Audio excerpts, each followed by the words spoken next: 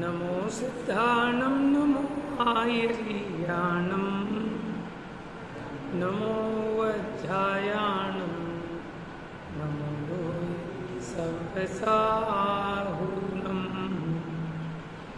वन्दितु सर्वसिद्धे ध्रुवमचलमणो वमं गतिं पत्ते वोच्छामि समयपाहुड नमो सुखकेवली भणितं नमः समयसाराय स्वानुभूत्या चकासते चित्स्वभावाय भावाय सर्वभावान्तरक्षिते निज स्वरूप को परमरस जामे भरो अपार वंदो परमानंदमय समय सार अविकार।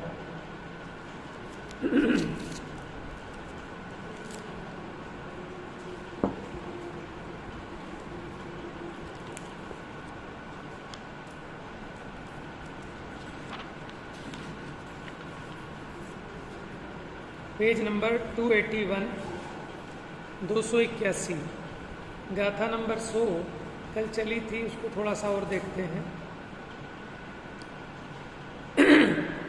जीवो न करे दिघड़म नेव पड़म नेव शेष गे दव्वे जोग वोगा उपा दगायते सिंहवदी कत्ता जीव नहीं करे घटपट नहीं नहीं शेष द्रव्यों जीव करे उपयोग योग निमित्त करता तत् करता बने।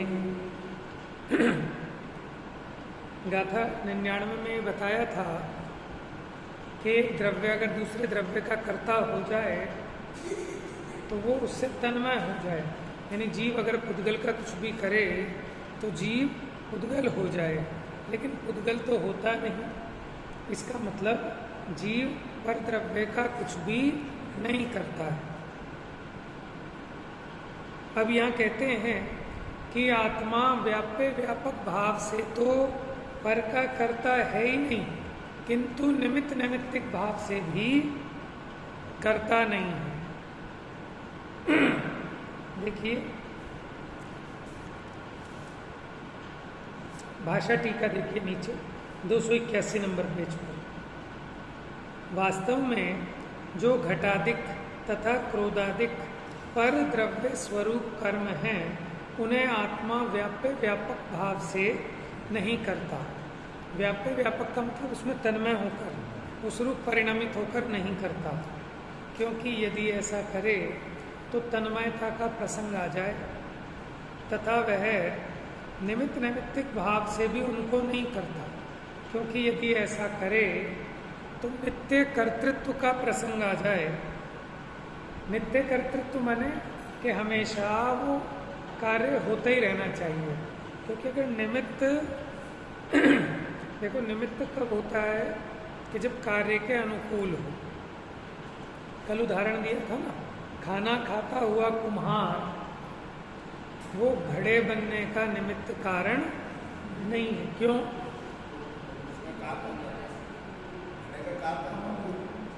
घड़े का कार्य उत्पन्न नहीं हो रहा ना।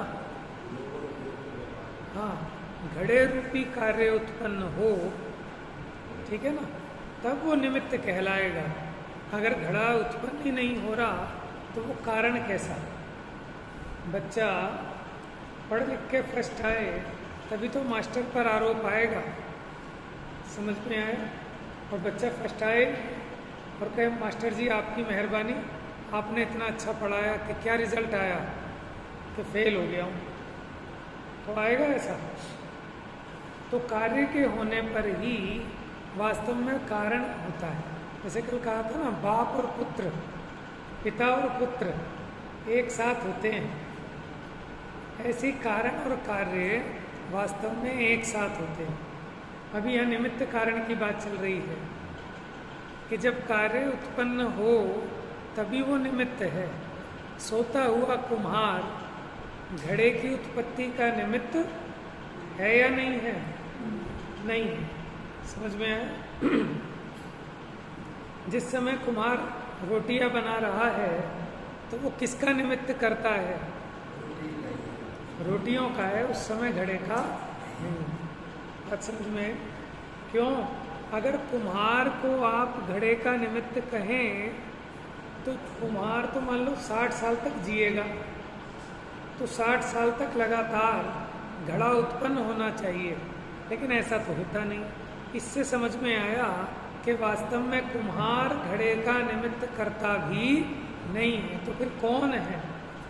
कुम्हार का घड़े को बनाने की इच्छा रूप जो उपयोग और घड़े के बनाने में अनुकूल जो हस्त आदि का व्यापार। देखो, खाली इच्छा करे तो भी घड़े में निमित्त नहीं होगा, उसके साथ साथ वो हाथ मनुष्य के आत्मा के प्रदेशों का जो हलन चलन है, ठीक है। तो इसलिए इस गाथा में कहा कि आत्मा परद्रव्य का निमित्त करता भी नहीं है। क्यों? कि उस परद्रव्य का कर्ता अगर आत्मा को कहो तो फिर नित्य कर्तृत्व का प्रसंग आएगा। नित्य कर्तृत्व माने हमेशा वो कार्य होता रहे। तो इसका मतलब कौन करता है? कि जीव का जो क्षणिक योग और उपयोग है, वास्तव में वो उस पर द्रव्य के अनुकूल होने से निमित्त है। और इस योग और उपयोग का कर्ता कौन है? जीव है। वो भी कदाचित अज्ञान दशा में, माने इच्छा रूपी परिणाम का कर्ता अज्ञानी है। वास्तव में जो घटादिक तथा क्रोधादिक पर द्रव्य स्वरूप कर्म हैं, उन्हें आत्मा व्यापक भाव से नहीं करता, क्योंकि यदि ऐसा करे तो उस मय हो जाए, तन्मयता का प्रसंग आए, तथा वह निमित्त नैमित्तिक भाव से भी नहीं करता, क्योंकि यदि ऐसा करे तो नित्य कर्तृत्व का प्रसंग आ जाएगा। ये न्याय की बात दे दी इन्होंने। जैसे जब ईश्वर करता है, अगर ईश्वर को कर्ता मानोगे जगत का, तो क्या दोष आएगा? कि जगत हमेशा इसकी उत्पत्ति होती रहनी चाहिए। समझ में आया? लेकिन ईश्वर ने तो एक बार सृष्टि की रचना की, जैसे वो मानते हैं ब्रह्मा ने। अगर आप उसे सृष्टि का कर्ता कहें तो जब तक ब्रह्मा रहे तब तक सृष्टि उत्पन्न होती रहनी चाहिए। तो इसको कहते हैं नित्य कर्तृत्व का प्रसंग आएगा। हाँ, अनित्य योग और उपयोग ही। योग और उपयोग कैसे हैं? अनित्य। लेकिन जीव कैसा है? तो इसलिए आप इसको ऐसा भी कह सकते हैं कि वो योग उपयोग रूप परिणमता हुआ जीव, उसको आप परद्रव्य का निमित्त कर्ता कहो तो कहो। लेकिन आप अगर सामान्य ऐसा लेते हो कि जीव ही उसका निमित्त है, तो जीव तो अनादि अनंत है, तो वो कार्य भी अनादि अनंत होते रहने का प्रसंग आएगा। यहाँ तो देखो गाथा में मूल बात ये समझानी है कि परद्रव्य का ये आत्मा कर्ता नहीं है। अगर करे तो उससे तन्मय हो जाए, लेकिन हमें होता हुआ तो नजर आता है। ये कैसे? तो भैया ये निमित्त नैमित्तिक बना है, और निमित्त नैमित्तिक से भी आप ये मत मान लेना कि जीव ही उसका करता है। कि उस समय जीव ने जो उसको बनाने की इच्छा की, उस प्रकार के अपने आत्म प्रदेशों का हलन चलन किया, वो उस कार्य के अनुकूल पड़ता है, तब ये निमित्त होता है। तो अनित्य योग और उपयोग ही निमित्त रूप से उसके कर्ता हैं। किसके कर्ता हैं? परद्रव्य के निमित्त रूप करता है। हाँ, रागादि विकार युक्त चैतन्य परिणाम रूप अपने विकल्प को, जिसको कह रहे थे उपयोग, वो उपयोग क्या है? कि अपना जो विकल्प रागादि विकार रूप परिणमित वो चैतन्य, उसको कह रहे हैं यहाँ उपयोग। अपने विकल्प को और आत्म प्रदेशों के चलन रूप अपने व्यापार को कदाचित, हमेशा नहीं, कदाचित अज्ञान से करने के कारण योग और उपयोग का तो आत्मा को करता भले ही कहो। देखो अज्ञान दशा में क्यों कह रहे हैं, क्योंकि परिणाम विकार की बात है कि परद्रव्य का कर्ता और क्रोधादि का कर्ता ऐसा जो अपने को मानता है वो तो अज्ञानी है, तो कर्ता तो नहीं है लेकिन उसको करने की इच्छा रूप से परिणमित होता है। अब क्रोधादि करे तो कैसे करे, ऐसा ये तो अपने आत्म प्रदेशों में तो कुछ करता है ना, हलन चलन, तो ये उसका तो करता है, लेकिन वो जो शरीर की चेष्टा हुई ये तो परद्रव्य स्वरूप है, इसका निमित्त करता भी आत्मा नहीं, आत्मा का वो इच्छा रूप परिणाम और आत्म प्रदेशों का कंपन। तो उसको अज्ञान से करने के कारण योग और उपयोग का तो आत्मा को कर्ता भले ही कहो, तथापि पर द्रव्य स्वरूप कर्म का कर्ता तो निमित्त रूप से भी कदापि नहीं है। इस बात को अमृतचंद्राचार्य ने हाईलाइट किया। आप ही कहोगे ना गाथा में, जीव नहीं करे घटपट नहीं, नहीं शेष द्रव्यों जीव करे, उपयोग योग निमित्त करता जीव तत्कर्ता बने। माने योग और उपयोग उसका निमित्त है और उस योग उपयोग का कर्ता जीव है, इसलिए ऐसा कहते हैं कि जीव वो परद्रव्य के कार्य का निमित्त है, करता है। देखो जयचंद जी साहब का भावार्थ, योग अर्थात आत्म प्रदेशों का परिस्पंदन और उपयोग अर्थात ज्ञान का कषायों के साथ उपयुक्त होना। तो आप कहोगे कि अगर हम जैन डिक्शनरी में ढूंढे उपयोग का अर्थ जैन सिद्धांत कोश में तो मिलेगा क्या ये अर्थ? उपयोग माने क्या? देखो इस प्रकरण में उपयोग का ये अर्थ है, यद्यपि उपयोग की परिभाषा क्या है कि ज्ञान दर्शन के व्यापार को अथवा चैतन्य अनुविधायी परिणाम को उपयोग कहते हैं। यहाँ उपयोग का मतलब है कि जो विकार रूप परिणमित उपयोग, उसकी बात चल रही है ना। देखो ज्ञान का कषायों के साथ उपयुक्त होना, उपयुक्त होना माने जुड़ना, युक्त होना, यह योग और उपयोग घटादिक और क्रोधादिक के निमित्त है। कौन है? योग और उपयोग। माने जब जीव अपने में ऐसा विकारी उपयोग करता है तो उसका वो विकारी उपयोग, वो जो क्रोध रूपी द्रव्य कर्म है, ठीक है, उसके आश्रम में निमित्त होता है, अथवा वो जो कर्म अभी सत्ता में पड़ा था जीव के परिणामों के निमित्त से, मैंने तत्समय में दोनों, यहाँ भयंकर क्रोध हुआ, उसी समय आप देखने जाओगे तो जो क्रोध प्रकृति थी उसमें भी एकदम उदीर्णा हो गई, उसमें भी एकदम बहुत तीव्र का उदय आ गया, समझ में आया। और जीव ने जब अपने में एक क्रोध भाव को मंद किया, शांत किया, तो वहाँ भी जो क्रोध प्रकृति के उदय में तीव्रता थी वो मंद हो गई एकदम। तो इसलिए जीव का परिणाम माने जीव का योग और उपयोग पर द्रव्य स्वरूप घटादिक और क्रोधादिक इनका निमित्त करता है। तो निमित्त कर्ता कहा जावे, परंतु आत्मा को तो उनका कर्ता नहीं कहा जा सकता। क्यों? कि योग उपयोग तो क्षणिक है, अभी तो है, और अभी क्षण में ना हो, आत्मा तो फिर भी है, तो आत्मा उसका तब तो निमित्त नहीं होगा।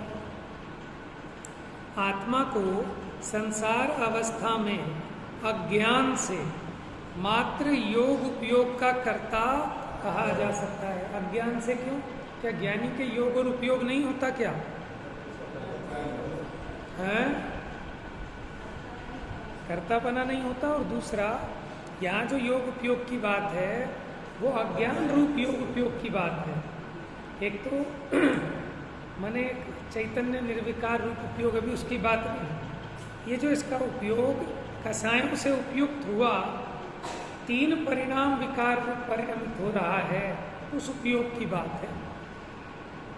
यद्यपि इच्छा तो ज्ञानी को भी होती है ना, उसको भी खाना खाने की इच्छा होगी, शास्त्र पढ़ने की, मंदिर आने की, पूजा करने की, तो इच्छा तो उसे भी हो रही है तो ये भी विकार।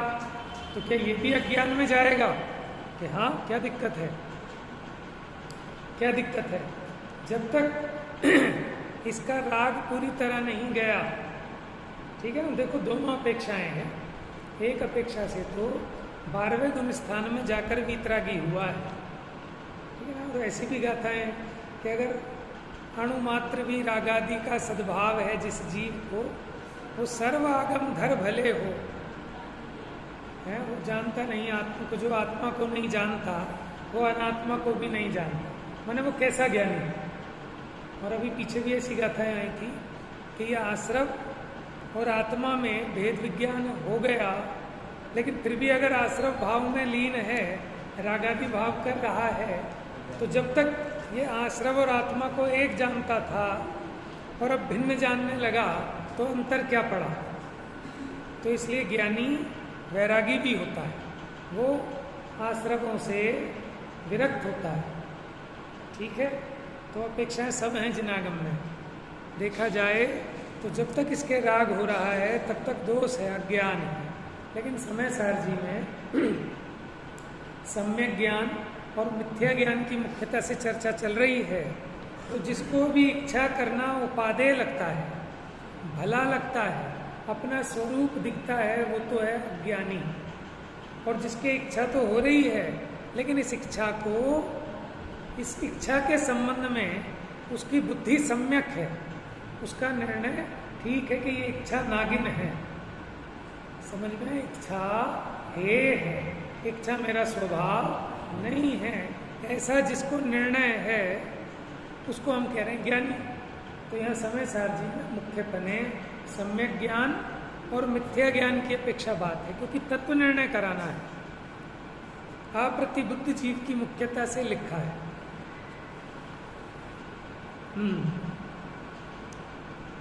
आत्मा को संसार अवस्था में अज्ञान से मात्र योग उपयोग का कर्ता कहा जा सकता है। अब ये बताओ, कर्ता कहा जा सकता है कि कर्ता होता है?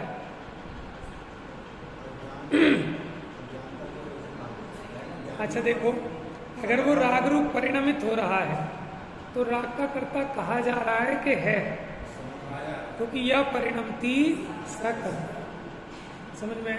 अब ज्ञानी के मिथ्यात्व संबंधी रागादि होते ही नहीं, तो वो अज्ञान रूप परिणमित होता ही नहीं, इसलिए ज्ञानी उनका अकर्ता ही है। एक बात ये तो चारित्र की अपेक्षा बताया, परिणमन की अपेक्षा। दूसरा श्रद्धा की अपेक्षा, क्या कि वो राग रूप तो परिणमित हो रहा है, लेकिन श्रद्धा उसको बराबर है कि ये राग आग है, ये राग मेरा स्वरूप नहीं है, ठीक है। ऐसी जो श्रद्धा है तो उस दृष्टि से देखें तो वो ज्ञानी है, वो उसका अकर्ता है। तात्पर्य यह है कि द्रव्य दृष्टि से कोई द्रव्य किसी अन्य द्रव्य का कर्ता नहीं है। द्रव्य दृष्टि से अगर एक द्रव्य को दूसरे द्रव्य का कर्ता माने तो फिर नित्य कर्तृत्व का प्रसंग आएगा, क्योंकि द्रव्य अनादि अनंत है।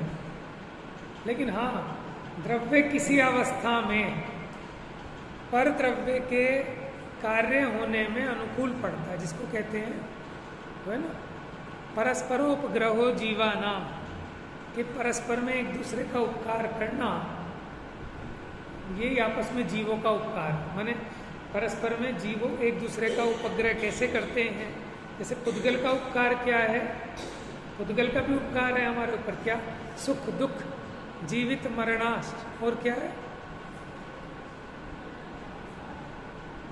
माने सुख दुख जीवन मरण, ये पुद्गल का उपकार है, माने पुद्गल उसमें निमित्त है, समझ में आए। तो यहाँ क्या कहना है, पर्याय दृष्टि से किसी द्रव्य की पर्याय किसी समय अन्य द्रव्य की पर्याय की निमित्त होती है। माने एक द्रव्य की अवस्था, कोई द्रव्य दूसरे द्रव्य में निमित्त तो होता है, लेकिन सदा नहीं, किसी एक पार्टिकुलर अवस्था में। उसी को कह रहे हैं कि निमित्त नैमित्तिक संबंध वर्तमान पर्याय में घटित होता है। समझ में आए? दो द्रव्यों की वर्तमान पर्याय में ही निमित्त नैमित्तिक संबंध घटित होता है। अगर पर्यायों में नहीं माने तो सदा ही वो निमित्त होते रहेंगे और कार्य उत्पन्न होता रहेगा। माने जीव और कर्म, इनमें आपस में निमित्त नैमित्तिक संबंध हो तो जीव भी अनादि अनंत और कर्मों से भी ठसाठस भरा पड़ा है संसार, तो फिर तो कभी बंधन छूटेगा ही नहीं। तो वो विकार रूप परिणामित जीव वही उस समय निमित्त होता है कर्म के आश्रवण आदि में, और वहाँ भी कर्म की उस समय की वो पार्टिकुलर दशा, उसमें ही वो जीव के परिणामों में निमित्त होता है। नहीं तो पड़ा है कोई निमित्त नहीं है। लेकिन जब उसकी कोई एक ऐसी अवस्था विशेष हुई, वो जीव के परिणामों में अनुकूल होने से निमित्त होती है। तो इसमें क्या कहना है कि दो द्रव्यों में जो निमित्त नैमित्तिक संबंध है वो उन दो द्रव्यों की वर्तमान दशा में होता है, सदा नहीं। इसलिए इस अपेक्षा से एक द्रव्य के परिणाम अन्य द्रव्य के परिणामों के निमित्त कर्ता कहलाते हैं। देखो, इस अपेक्षा अगर आप समझ रहे हैं तो एक द्रव्य को दूसरे द्रव्य का निमित्त कर्ता कहा जा सकता है। किस अपेक्षा? तो पर्याय दृष्टि की अपेक्षा, पर्याय अपेक्षा। परमार्थ से द्रव्य अपने ही परिणामों का कर्ता है। क्यों? क्योंकि परिणाम और परिणामी में ही व्याप्य व्यापकपना होने से, तन्मयता होने से कर्ता कर्म घटित होता है। अन्य के परिणाम का अन्य द्रव्य कर्ता नहीं होता। न्याय की बात चल रही है। मैंने नहीं कि हम जैन हैं तो हमारे आचार्य ने लिखा है इसलिए नहीं, न्याय की बात है। अगर कोई किसी का करे तो पहले उसे उस रूप होना पड़ेगा। दर्जी को कुर्ता बनाना है तो उसे टेरिकोट या कॉटन कुछ बनना पड़ेगा, क्योंकि टेरिकोट या कॉटन का ही कुर्ता बनेगा, दर्जी का कुर्ता नहीं बनेगा। समझ में आया? देखो, तात्पर्य वृत्ति गाथा उसकी टीका। अब न केवल उपादान रूप से कर्ता नहीं होता, अपितु निमित्त रूप से भी कर्ता नहीं होता, ऐसा कहते हैं। मन इतनी गहराई से इसको भेद विज्ञान कराना चाह रहे हैं कि स्वप्न में भी इसे ऐसा ना लगे कि मैं पर का करता तो हूँ। अभी क्या है, ये कहते हैं कि ठीक है साहब, मैं उसका उपादान करता नहीं हूँ, लेकिन निमित्त तो मैं ही हूँ। अब अगर मैं भाव नहीं करूँगा तो बच्चे पलेंगे कैसे? मैं नहीं बोलने का भाव करूँ तो आप प्रवचन सुनोगे कैसे? तो इतना गहराई से भेद ज्ञान करा रहे हैं कि तू पर द्रव्य का किसी भी प्रकार से करता है ही नहीं। न केवल उपादान रूप से जीव घट पट और अन्य द्रव्यों का कर्ता नहीं है, अपितु निमित्त रूप से भी उनका कर्ता नहीं है। प्रश्न, कैसे कर्ता नहीं है? क्योंकि जीव को हमेशा सर्वकाल में कर्म तथा कर्तापने का प्रसंग आएगा, क्योंकि जीव तो सदाकाल रहने वाला है, फिर पर द्रव्य का काम करता ही रहेगा हमेशा। तब फिर कौन उन्हें करता है? तो फिर कौन है उनका निमित्त करता? आत्मा के विकल्प, व्यापार रूप योग और उपयोग, ये दोनों स्वयं कैसे हैं? विनश्वर, नष्ट हो जाने वाले, अनित्य हैं। वे उनके उत्पादक करता है। किनके उत्पादक? किनके? पर द्रव्य के उत्पादक करता कह रहे हैं। किसे? योग और उपयोग। लेकिन निमित्त की अपेक्षा समझना इसका। सुख दुख जीवन मरण आदि में समता भावना रूप से परिणत अभेद रत्नत्रय लक्षण रूप भेद विज्ञान, और उस भेद विज्ञान के अभाव से जिस काल में शुद्ध बुद्ध एक स्वभाव रूप परमात्म स्वरूप से भ्रष्ट होता है। देखो, कहना तो ये है कि ये अज्ञानी है, स्वरूप से भ्रष्ट है, लेकिन उन्हें स्वरूप की ऐसी महिमा है कि अज्ञानी कहने के नाम पे भी पहले ज्ञान स्वरूप को याद कर लेते हैं, ठीक है ना।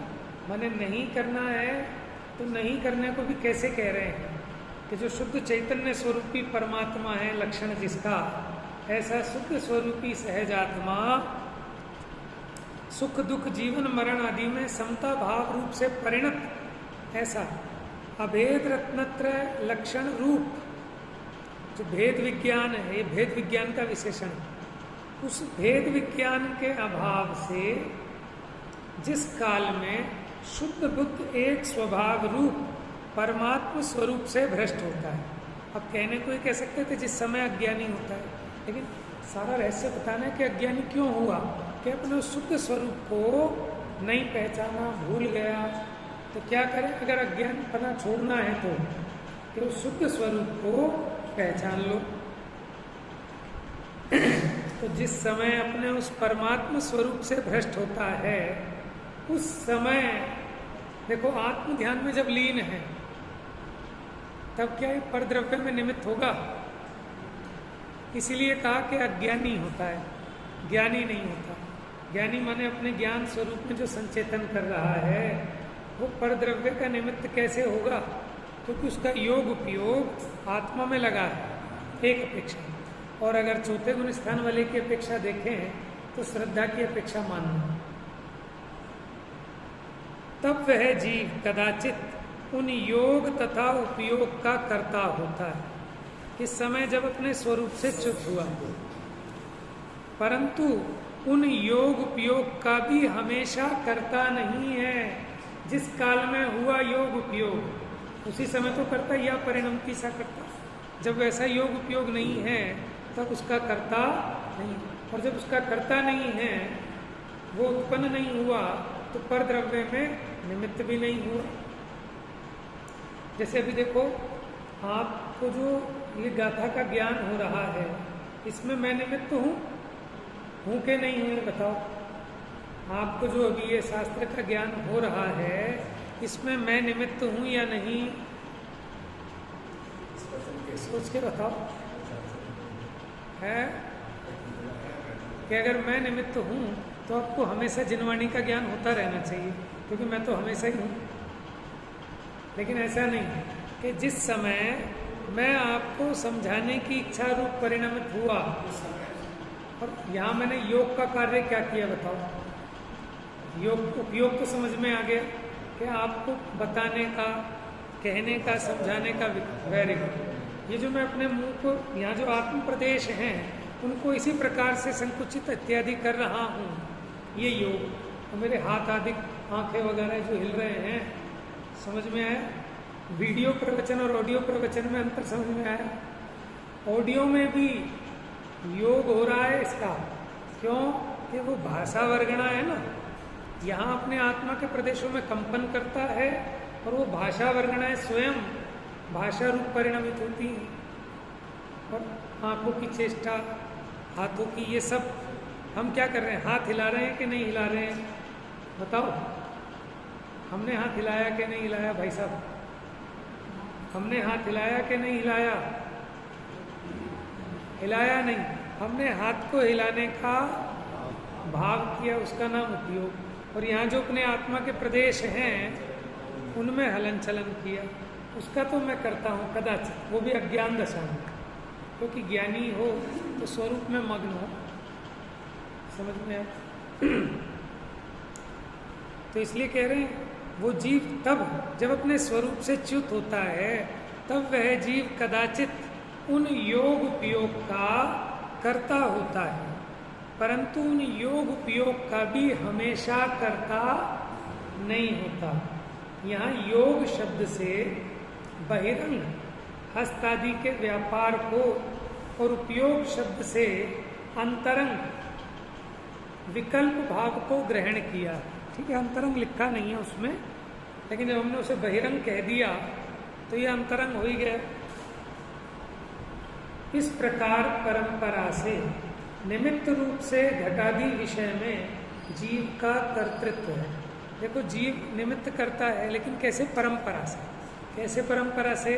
तो जो परद्रव्य में घड़ा बनने का कार्य हुआ, उसका निमित्त कौन?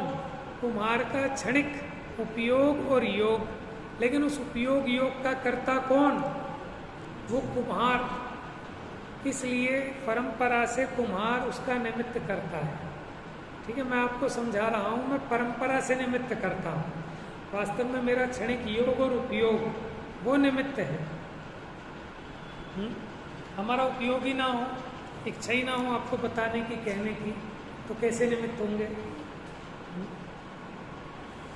लेकिन इस इच्छा को भला माने तो ये मिथ्यात्व। देखो, ये इच्छा जो उत्पन्न हुई ये राग है, लेकिन इस इच्छा को भला माने तो ये उल्टी बुद्धि है। क्योंकि इच्छा तो कोई भी हो, इच्छा नागिन तो जहर चढ़ाती है, राग तो आग है। अब ये चाहे चंदन की आग हो, चाहे पेट्रोल छिड़क के लगाई गई आग हो, है ना, कि राजा साहब को चंदन की लकड़ी में जलाएंगे है, और इन्हें गरीब आदमी को उपलों में जलाएंगे, लेकिन जलाना तो जलाना है। तो ऐसे राग तो आग है, क्योंकि वहाँ इच्छा रूपी पिशाच है। दुखी होता है जीव, इसे सुख करने का भी राग आता है ना, तो उस राग की पूर्ति नहीं होती तो दुखी होता है। मैंने आपको भावाया अस्त में पूजा करूँगा, लेकिन आप नहीं कर पा रहे, टाइम नहीं मिल रहा, आपकी बड़ी भावना है, तो ये शुभ राग है कि अशुभ राग है? कैसा है? शुभ राग है। इतने तो आकुलित हो रहे हो, इतने व्याकुलित हो रहे हो, टाइम है नहीं, 5 मिनट है, 5 मिनट में एक पूजा कैसे करूँगा? समझ में आया? तो कैसे वो शुभोपयोग कैसे है बताओ? उपयोग आपका शुभोपयोग है, वो इतने व्याकुलित हो रहे हो भयंकर। भाई साहब, शुभोपयोग भी तब होता है जब आपकी कसाएं थोड़ी मंद हो। समझ में आया? तो आप तो आकुलित हो रहे हो ना, कितने भयंकर आकुलित हो रहे हो। अब आप बताओ, आपको कोई भी इच्छा हुई तो इच्छा की पूर्ति के प्रति आप इतने बेचैन हो रहे हो, ठीक है ना, आप लड़ने भी लगते हो। आपको किसी की वजह से लेट हो रही है, माने सुबह सुबह बच्चों की वजह से लेट होती है तो हम उनको चिल्लाने लगते हैं, तुम्हारी वजह से देर हो जाती है, एक पूजा भी नहीं हो पाएगी। तो शुभोपयोग हो रहा है कि अशुभ उपयोग हो रहा है?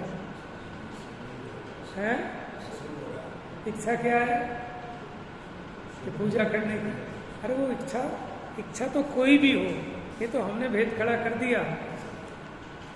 वो इच्छा अगर मंद हो तब वो सुख कहलाए, लेकिन वो इच्छा अगर भयंकर तीव्र हो रही है जिसके कारण कसाय हो रही है, समझ में लड़ाई।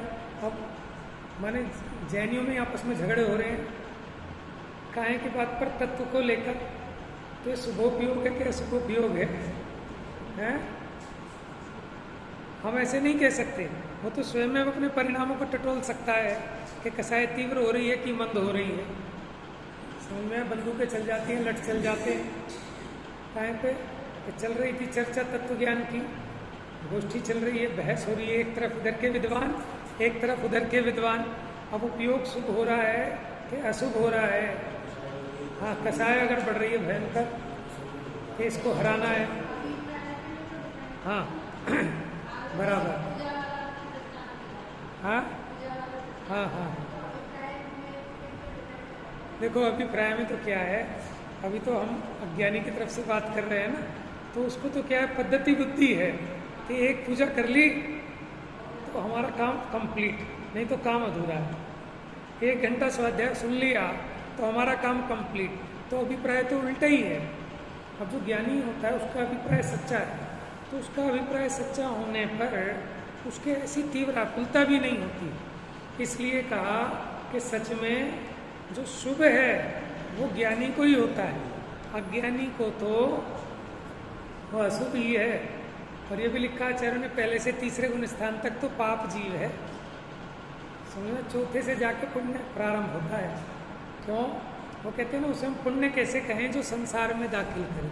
क्योंकि देखो, जिसको अभिप्राय जिसका ठीक है उसको समझ में आता है कि मुझे समता भाव का आस्वादन करना है, तो समता भाव के आस्वादन के लिए इतनी कसाई वो नहीं करेगा, क्योंकि उसको नफे टोटे का ज्ञान है कि पूजा हो पाए चाहे नहीं हो पाए, लेकिन ये परिणामों की हानि नहीं होनी चाहिए, है ना। अंदर में राग द्वेष, क्योंकि राग द्वेष भाव में दुख है, और राग अगर हल्का है तो हल्का दुख है, और राग नहीं है तो दुख नहीं है। उसके अभिप्राय तो ये है कि कोई इच्छा ही उत्पन्न ना हो, न पूजा करने की, समझ में, न खाने की, न पीने की, न पहनने की, लेकिन होती है तो उससे भेद ज्ञान करता है और उसे यथासाध्य जीतने का प्रयत्न भी करता है। देखो पूजा तो करता है, लेकिन भावना ये है कि पूजा का राग भी ना आए, क्योंकि इस राग में भी आग है। ये जिसका सम्यक अभिप्राय है तो वो ऑटोमेटिक उतना भयंकर आकुलित भी नहीं होगा, समझ में, सब सहज है।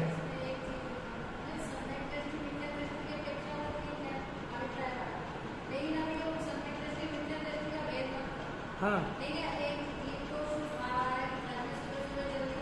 हाँ हाँ हाँ, पुण्य पुण्य बंदेगा, शुभ भाव है। हाँ बराबर। हाँ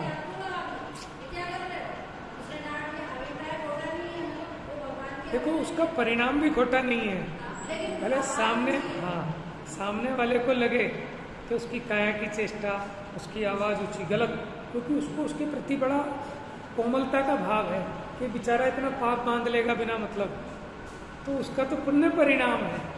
लेकिन हमें जो चिड़चिड़ी हुई, समझ में, हमें क्यों हुई, हमें ये लगता है कि ये काम करना जरूरी है। अब बहन जी ने जो बात कही ना, दीदी ने, वो क्या कहा कि देखो ऐसा नहीं है एकांत कि हमने माने जल्दी उठो भाई, फटाफट जल्दी करो। अब कर तो हम आकुलता रहे कि 6 बज गए, उठोगे नहीं कि जल्दी ना हो, जल्दी काम निपटाओ, फिर पूजा में जाना है, नहीं तो लेट हो जाएगी, तो आकुलता तो कर रहे हैं, ठीक है। तो अब ये शुभ भाव है कि अशुभ भाव है। अब आप ये सोचो, यहाँ आपके परिणामों के ऊपर है। अब यहाँ आप दिख रहे हो कि आप ज़्यादा आकुलता कर रहे हो, लेकिन आपका भाव कैसा है कि एक तो मेरे परिणाम कैसे हों, उज्जवल हों, शुद्ध हों, परिणामों में निर्मलता आए, ऐसी आपके अंदर अभिप्राय में इच्छा है, भले ही अज्ञानी है, ठीक है। यानी उसको अपने परिणाम सुधारने की चिंता है, परिणाम सुधारने का भाव है, ठीक है। अब क्या है, जैसे मंदिर में किसी बच्चे को डांट दिया तो वो कुछ गलत काम कर रहा था, गलत क्रिया कर रहा था, तो लगेगा क्या कि देखो कहने को तो ये ज्ञानी, लेकिन कितनी कसाई कर रहे हैं कि देखो वो काया और वचन की चेष्टा से आपको लग रहा है, लेकिन उसके भीतर में परिणाम ये है। देखो हम क्या सोचते हैं, मरने दो, हमारा क्या कर रहा है, जो करेगा वो भरेगा, यानी हमें उसके प्रति दया नहीं है, अनुकंपा नहीं है। हाँ हमारा बच्चा वो काम करे कि मंदिर में आके पीट करे, कुछ गलत हरकत करे, हम उसको डांटेंगे कि नहीं डांटेंगे, क्यों? तो भैया हमें पता है इसके फल में इसको कैसा कर्म बंधेगा, ठीक है। और जिसको ऐसा कोमल परिणाम है कि इसका बुरा ना हो, तो उसके पीछे उसने डांट भी दिया। जैसे माँ अपना बच्चा कुछ ऐसा कर रहा हो कि चाकू हाथ में लग जाए, तो माँ उसके एक दबा के मारती है, ठीक है। लेकिन जो मारा वो हितैषी है कि द्वेषी है? हितैषी है, उसका भला ही चाहती है, ठीक है ना। और बच्चा भी उसका बुरा नहीं मानता, वो भी समझता है। तो इसलिए दोनों दशाएं हो सकती हैं। देखो अपनी भूमिका में बुद्धिपूर्वक ये कार्य करने ही चाहिए, क्योंकि आकुलता घटाने के लिए हमें मंदिर समय पे आना चाहिए। लेकिन एक सिचुएशन ये भी है कि जब परिस्थिति अब अपने हाथ में नहीं है, भावना सही हो इसकी। और देखो इसमें क्या है कि हम एक दूसरे का नहीं तोलें, तोल भी नहीं सकते, वो अपना अपना तोल सकते हैं। मैं जान सकता हूँ कि मेरा ये भाव शुभ भाव है कि अशुभ भाव है, इस भाव से मेरे को नुकसान है कि फायदा है, समझ में है ना, अपना निर्णय करना। क्योंकि अभी जो निचली भूमिका है इसमें घर गृहस्थी के सब जिम्मेदारियां भी हैं, उसी के बीच में है ना, प्रमाद भी नहीं करना, नहीं तो जीव स्वच्छंदता का पोषण करने लगे। इसलिए भैया हम आकुलता नहीं करते। देखो कितनी गड़बड़ हो जाती है अगर हम दूसरी विवक्षा स्पष्ट नहीं करें, क्योंकि हम तो अपनी तरफ से बोल रहे, तो आप अपनी तरफ से समझोगे। तो इसलिए बहुत ज़रूरी है कि दोनों अपेक्षाएं स्पष्ट हो जानी चाहिए। और देखो वक्ता की तो जिम्मेदारी है, क्यों कि हम तो अपने भाव से बोल रहे कि हमें सुबह गुस्सा आ गया, हमारे तो परिणामों का नुकसान हो गया, लेकिन आप अपने पे लगा लोगे, हम तो इसलिए चक्कर में ही नहीं पड़ते, बच्चे जाएं तो ठीक, ना जाएं तो ठीक। कितना नुकसान हो गया। समझ में आया? तो अभी तो अपनी भूमिका ऐसा है कि बुद्धिपूर्वक, चाहे हमें गुस्सा, तेरी बेटा जो खर्ची मिलती है ना, खर्ची बंद, जब तक मंदिर दर्शन नहीं करके आएगा और संडे टू संडे प्रक्षाल नहीं करेगा, तो जो तू कह रहा है ना बाइक दिला दो पापा, अभी नहीं दिलाने वाला। जब तक तत्वार सूत्र याद करके नहीं सुनाएगा, साइकिल नहीं आएगी। समझ में आया? तो अभी तो एक करने लायक ही, हमें खुद डिसाइड करना है कि मुझे क्या करना है। एक ऐसे होते हैं, भैया हम चक्कर में नहीं पड़ते, कौन कसाय करे। बच्चे ने कहा पापा 1 लाख रुपए चाहिए, बाइक लानी है, ले तुम मत, मैं कसाय नहीं करता। अब वो कह रहा है कि मैं होटल जाऊंगा, मैं यहाँ जाऊंगा, तू जा। तो भैया क्या होगा कि अपना प्रमाद है, अपनी अविवेकपना है, क्योंकि हमारे लिए ही नुकसानदायक हो जाएगी ये चीज़। कल को वो एक्सीडेंट करके पड़ा होगा तो हम मंदिर आने के बजाय हॉस्पिटल के चक्कर काटेंगे, पुलिस थानों के चक्कर काटेंगे, ठीक है ना। और अगर मैंने वो कुसंगति में पड़ गया, ठीक है, तो बुढ़ापे में क्या आपकी वो केयर कर पाएगा। आप कहेंगे बेटा 2 शब्द सुना दे, तू ही पंडित जी से बात करा दे, प्रवचन लगा दे। कोई पंडित जी घर में आएंगे तो वो कहेगा बस इनका यही काम है। तो अपना अनुकूल समागम भी चाहिए ना, तो बुद्धिपूर्वक वैसा काम करना ही पड़ेगा, ये अपने को विचार करना है। तो देखो बहुत सावधानी की ज़रूरत है अपेक्षा को समझकर, क्योंकि हम अपने प्रमाद का भी पोषण करने लगते हैं कि हमें क्या करना, हमें क्या करना, हमें क्या करना, ठीक है। तो हमें चाहिए तो बढ़िया के आम के फल, अरे हम बीज का को बोएं, जब मिलने होंगे तो मिल जाएंगे, ऐसे नहीं मिलते। उन्हें निमित्त नैमित्तिक संबंध 5 समवाय होते हैं कि एक अकेले काल लब्धि से ही काम नहीं होता। वो काल लब्धि तो हम इसलिए समझाते हैं कि आप ज़्यादा अधीर हो जाते हो, तो हम काल लब्धि को मुख्य करते हैं। अब ये काल लब्धि को मुख्य करके कहने लगा कि साहब जब सम्यक दर्शन होना होगा तब ही होगा, एक समय पहले तो होगा नहीं। क्यों टेंशन लें, आराम से दुकान पे बैठो। समझ में है? क्यों मंदिर जाने की आकुलता करो। तो प्रमाद का भी पोषण नहीं होना, तो इसलिए चारों योगों का बराबर, ठीक है ना, इसको थोड़ा सा स्वाध्याय होना चाहिए। क्योंकि चरणान योग की शैली ये है कि ऐसे करना चाहिए। सुबह समय पर उठे, तो बच्चों की वो लिखी है ना पंडित जी ने, प्रातः उठकर नमोकार तुम पढ़ना, तत्वों का चिंतन कर निज रूप सुमरना। फिर मंदिर आना, फिर यथा योग्य पानी रखा हुआ, तो चरणान योग का भी स्वाध्याय करे जी। है चरणानुसारी द्रव्यम, द्रव्यानुसारी चरणम, तभी तो जीवन सुंदर और बढ़िया बनेगा।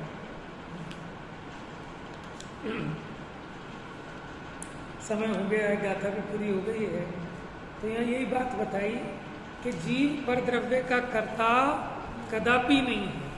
क्यों? क्योंकि उस रूप परिणमित नहीं होता। उपादान पने तो नहीं है, निमित्त पने भी पर द्रव्य का कर्ता नहीं है।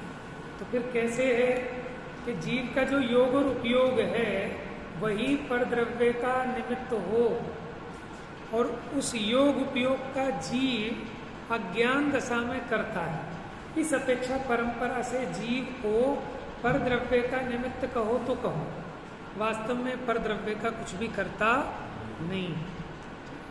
मिथ्याता में नाश वे को ज्ञान